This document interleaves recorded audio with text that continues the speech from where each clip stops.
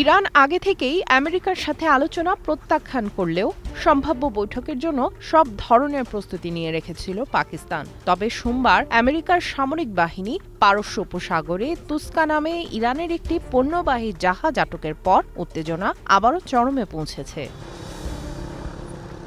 জাহাজ জব্দের পর ইরানের পররাষ্ট্র মন্ত্রণালয়ের মুখপাত্র ইসমাইল বাঘি এক সংবাদ সম্মেলনে বলেন, আমেরিকার সাথে নতুন করে কোনো আলোচনার পরিকল্পনা এই মুহূর্তে তেহরানের নেই। তিনি অভিযোগ করেন, আমেরিকা অতীত থেকে কোনো শিক্ষা নিচ্ছে না।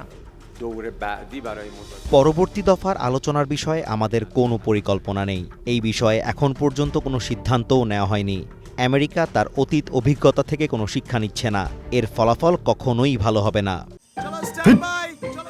লাইফে কোনো কিছুর গ্যারান্টি নাই, তাই ইন্স্যুরেন্স করুন সিটি ব্যাংকে, কারণ ইন্স্যুরেন্স করলে সিটিতে সুরক্ষা পাবেন নিশ্চিন্তে। এ পরিস্থিতিতে পারস্য উপসাগরে ইরানের পণ্যবাহী জাহাজ আটকের ঘটনা তেহরান ওয়াশিংটন আলোচনা ভেস্তে দিতে পারে বলে আশঙ্কা করছেন বিশ্লেষকরা। এদিকে ইরানের পতাকাবাহী জাহাজ জব্দের ঘটনার তীব্র নিন্দা জানিয়েছে চায়না। এক সংবাদ সম্মেলনে দেশটির পররাষ্ট্র মন্ত্রণালয়ের মুখপাত্র গুয়ো জিয়াকুন সব পক্ষকে দায়িত্বশীল আচরণের আহ্বান জানিয়েছেন। হরমুজ প্রণালীর বর্তমান পরিস্থিতি অত্যন্ত সংবেদনশীল এবং জটিল। ইরানের জাহাজটিকে আমেরিকার আটকে দেওয়ার ঘটনায় চায়না গভীর উদ্বেগ প্রকাশ করছে। সংশ্লিষ্ট পক্ষগুলোর উচিত দায়িত্বশীল আচরণ করা এবং উত্তেজনা বৃদ্ধি পায় এমন কাজ থেকে বিরত থাকা। এখন শান্তির একটি জানালা খুলেছে, তাই যুদ্ধ দ্রুত শেষ করার জন্য অনুকূল পরিবেশ তৈরি করা আমাদের সবার দায়িত্ব।